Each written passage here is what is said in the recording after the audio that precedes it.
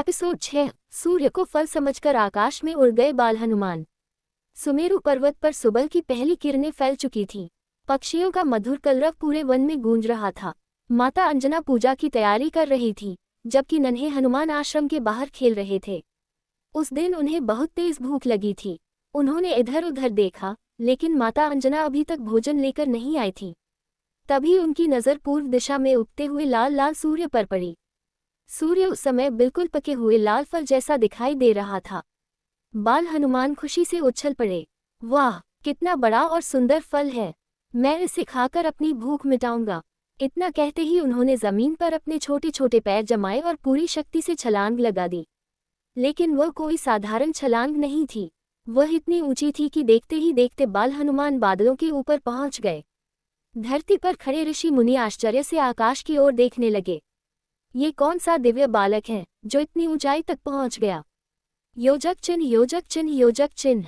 बाल हनुमान तेजी से सूर्य की ओर बढ़ते जा रहे थे। उनकी गति इतनी तीव्र थी कि पवनदेव स्वयं उनके साथ साथ चलने लगे, ताकि सूर्य की प्रचंड गर्मी उनके पुत्र को कष्ट न पहुंचा सके। सूर्यदेव ने जब उस तेजस्वी बालक को अपनी ओर आते देखा, तो वे समझ गए कि यह कोई साधारण बालक नहीं है। उन्होंने मन ही मन कहा, यह अवश्य भगवान शिव का रुद्रांश है। मैं इसे कोई हानि नहीं पहुंचाऊंगा। इसलिए सूर्यदेव ने अपनी तपन कम कर दी। योजक चिन्ह, योजक चिन्ह, योजक चिन्ह। उसी दिन ग्रहण का समय भी निकट था। राहु सूर्य को ग्रसित करने के लिए आगे बढ़ रहा था, लेकिन जैसे ही उसने देखा कि एक नन्हा वानर बालक उससे पहले सूर्य तक पहुंच गया है, वह घबरा गया। राहु चिल्लाया, ये कौन है जो मेरा अधिकार छीन रहा है? बाल हनुमान ने राहु को देखा और हंसते हुए बोले, अरे, ये तो एक और काला फल है। वे राहु की ओर दौड़ पड़े। राहु भयभीत होकर वहां से भाग निकला। वह सीधे देवराज इंद्र के पास पहुंचा। योजक चिन्ह, योजक चिन्ह, योजक चिन्ह। राहु ने घबराकर कहा, देवराज, आपने मुझे सूर्य ग्रहण का अधिकार दिया था, लेकिन आज कोई दूसरा मुझसे पहले सूर्य को पकड़ने पहुंच गया। वह तो मुझे भी खाने दौड़ पड़ा। इंद्र ये सुनकर चौंक गए। वे तुरंत अपने दिव्य हाथी ऐरावत पर सवार होकर सूर्यलोक की ओर चल पड़े। जब वे वहां पहुंचे, तो उन्होंने देखा कि एक छोटा सा वानर बालक सूर्य के बिल्कुल निकट पहुंच चुका है। उसी समय बाल हनुमान की नजर ऐरावत पर पड़ी। वे हंस पड़े। वाह, ये तो कितना बड़ा सफेद फल है! इतना कहकर वे ऐरावत की ओर बढ़ने लगे। योजक चिन्ह, योजक चिन्ह, योजक चिन्ह। देवराज इंद्र को लगा कि यदि यह बालक ऐसे ही आगे बढ़ता रहा, तो सृष्टि का संतुलन बिगड़ सकता है। उन्होंने चेतावनी दी, बालक, वहीं रुक जाओ। लेकिन बाल हनुमान तो निश्चिंत होकर आगे ही बढ़ते रहे। अंततः इंद्र ने विवश होकर अपना दिव्य अस्त्र वज्र चला दिया। वज्र बाल हनुमान की थोड़ी थनों पर आकर लगा। एक तेज प्रकाश हुआ। बाल हनुमान अचेत होकर आकाश से नीचे गिरने लगे। पवनदेव ने तुरंत उन्हें अपनी गोद में संभाल लिया, लेकिन उनके मुख पर चोट लग चुकी थी। इसी कारण आगे चलकर उनका नाम हनुमान पड़ा, जिसकी हनु ठोड़ी पर आघात हुआ। योजक चिन्ह, योजक चिन्ह, योजक चिन्ह। जब पवनदेव ने अपने प्रिय पुत्र को घायल देखा, तो उनका हृदय क्रोध और दुख से भर गया। उन्होंने कहा, यदि मेरे निर्दोष पुत्र के साथ ऐसा व्यवहार किया गया है, तो अब मैं भी अपना कार्य रोक दूंगा। इतना कहते ही पवनदेव ने पूरे ब्रह्मांड से वायु का प्रवाह रोक लिया।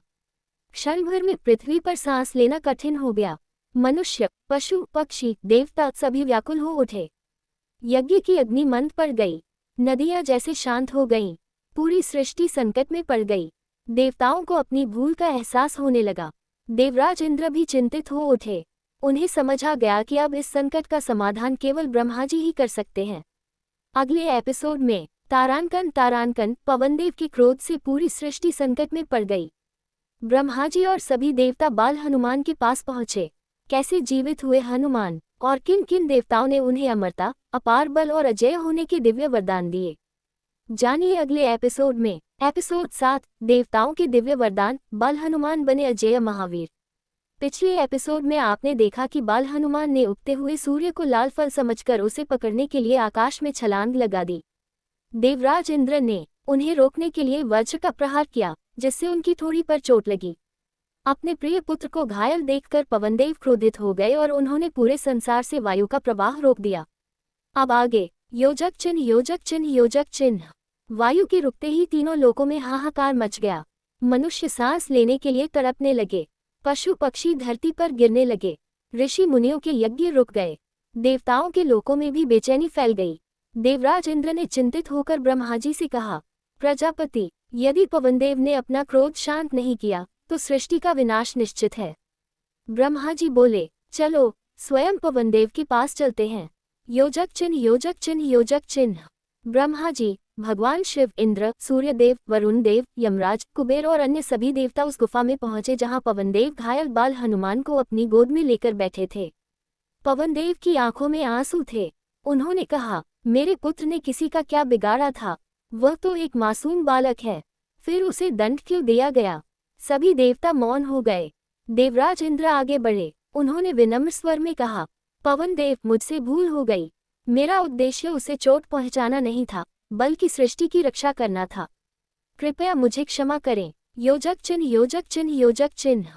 तभी ब्रह्मा जी ने बाल हनुमान के सिर पर अपना करुणामय हाथ रखा।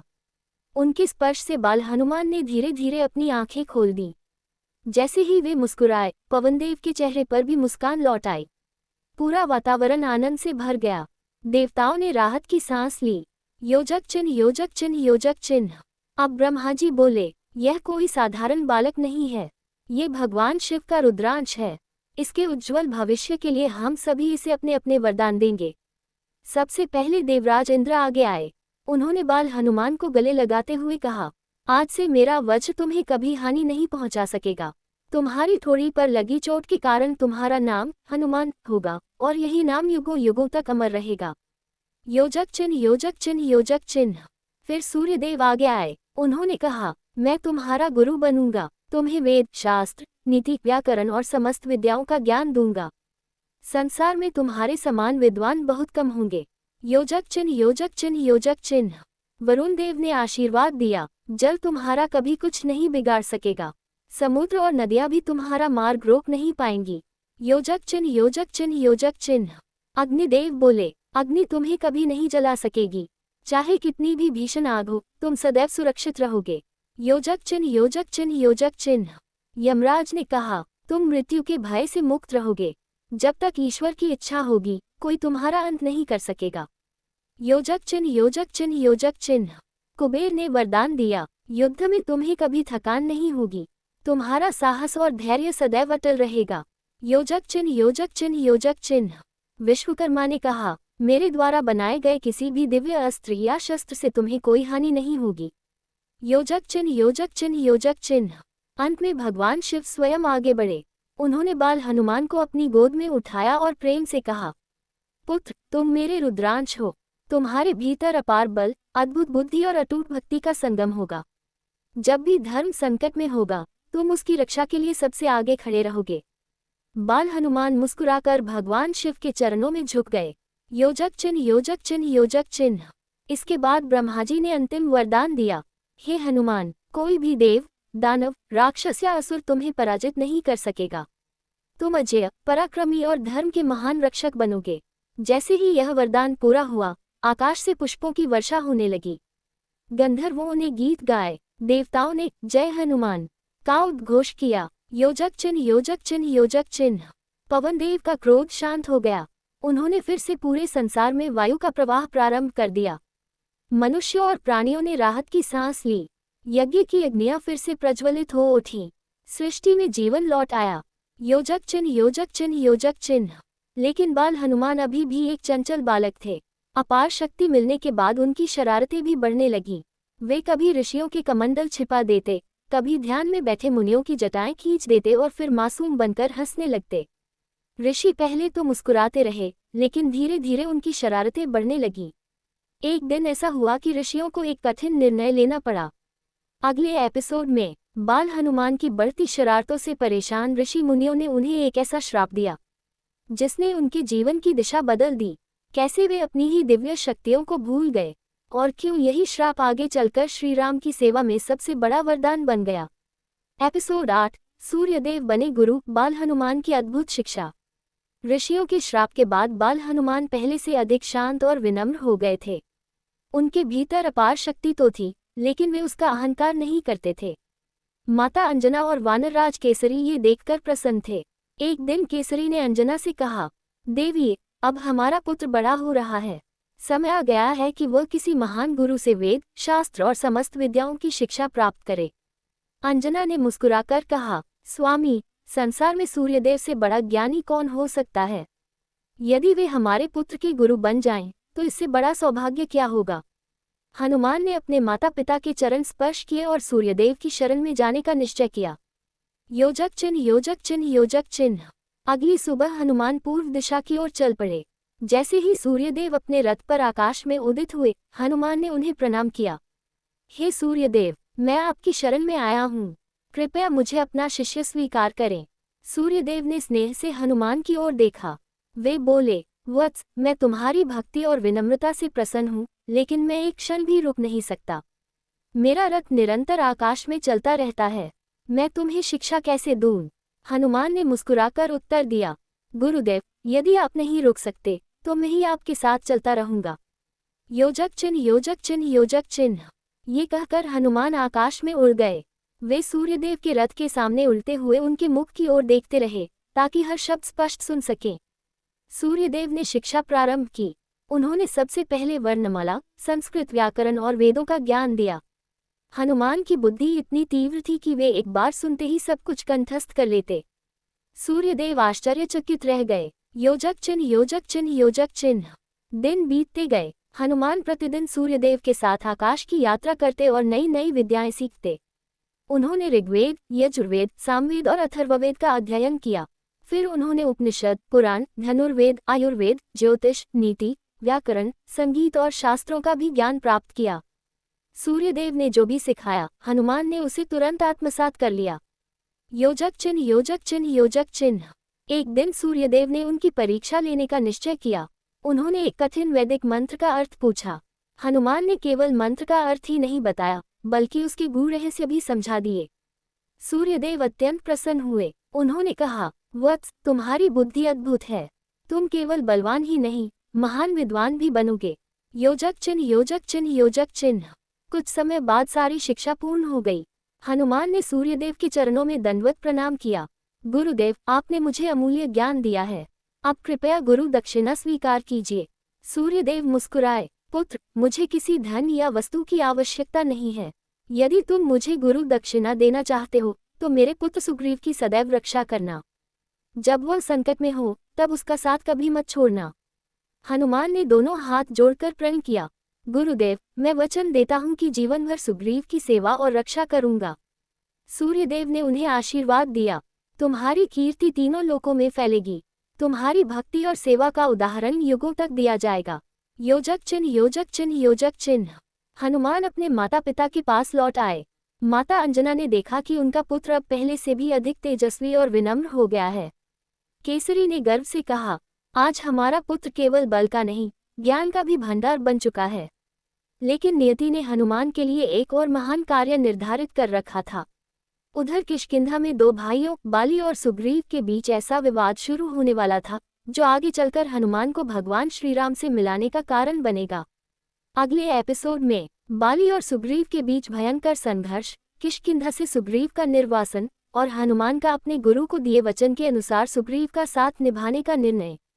यहीं से प्रारंभ होगी श्रीराम और हनुमान के मिलन की भूमिका। एपिसोड 9, बाली और सुग्रीव का संघर्ष। हनुमान ने निभाया गुरु को दिया वचन। सूर्यदेव से समस्त विद्याओं की शिक्षा प्राप्त करने के बाद हनुमान पहले से भी अधिक तेजस्वी, बुद्धिमान और विनम्र हो गए थे। उन्होंने अपने गुरु को वचन दिया था कि वे जीवन भर सूर्यपुत्र सुग्रीव की रक्षा करेंगे। अब समय आ गया था उस वचन को निभाने का।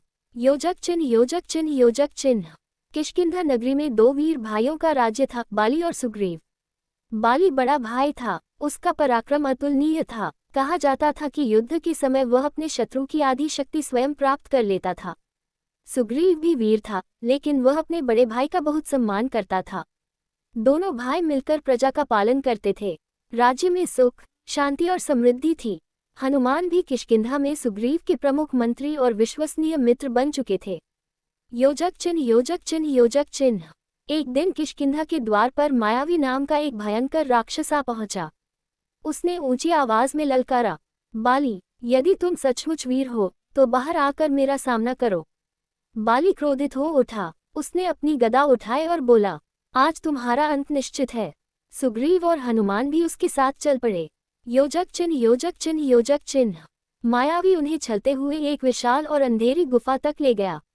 गुफा के बाहर पहुंचकर बाली ने सुग्रीव से कहा, भाई तुम बाहर प्रतीक्षा करना, जब तक मैं वापस न आऊं किसी भी परिस्थिति में गुफा के भीतर मत आना। सुग्रीव ने सिर झुकाकर कहा, जैसी आपकी आज्ञा। बाली गुफा के भीतर चला गया।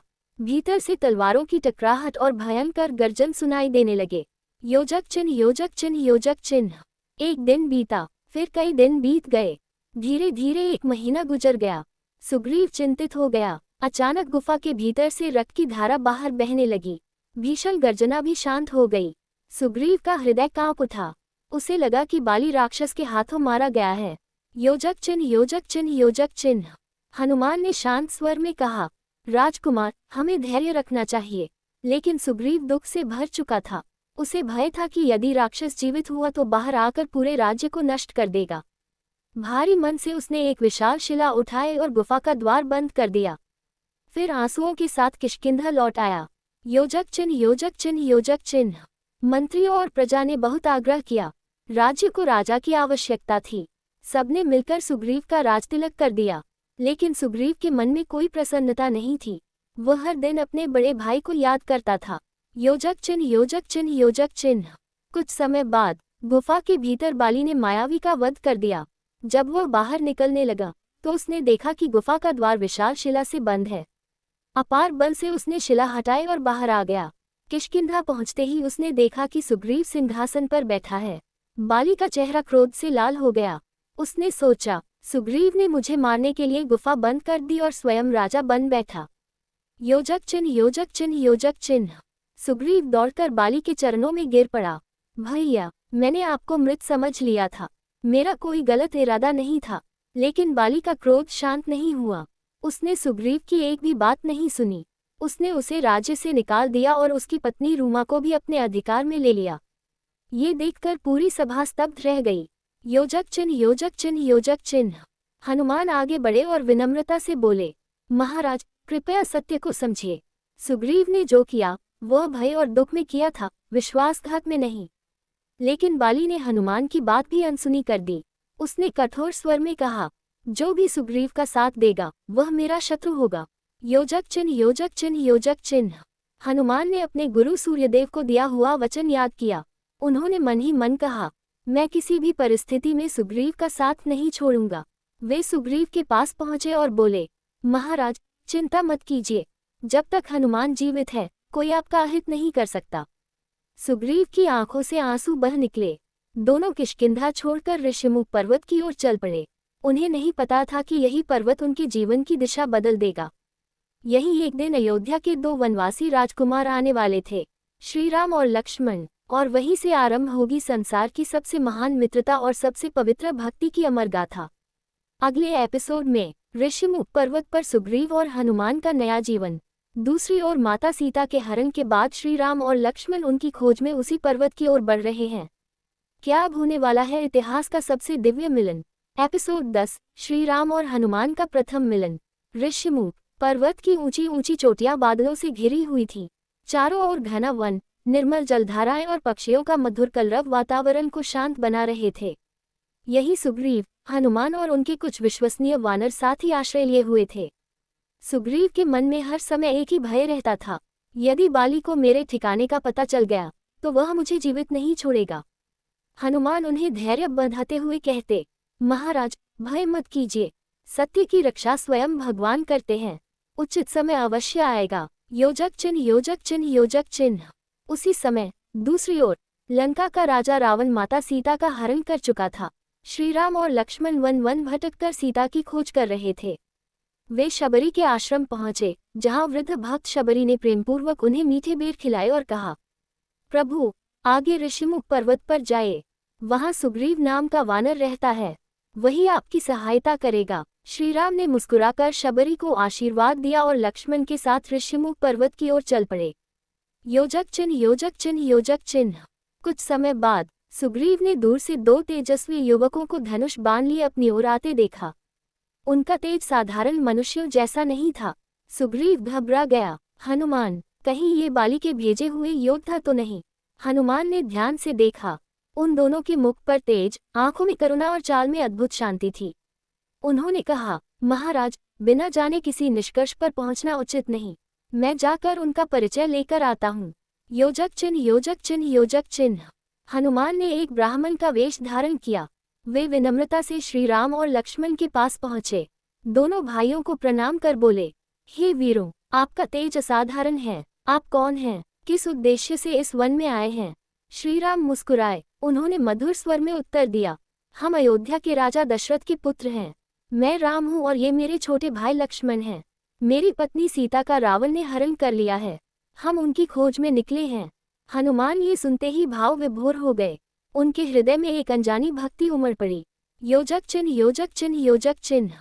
लक्ष्मण ने भी पूछा, और आप कौन हैं? हनुमान ने हाथ जोड़कर कहा, मैं वानरराज सुग्रीव का सेवक हनुमान हूँ।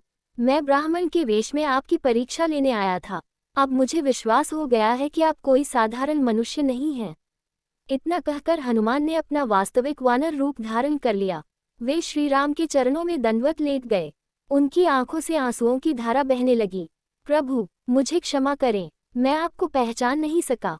आपका सेवक हनुमान आपको प्रणाम करता है। योजक चिन्ह, योजक चिन्ह, योजक चिन्ह। श्री राम ने प्रेमपूर्वक हनुमान को उठाया और उन्हें अपने हृदय से लगा लिया।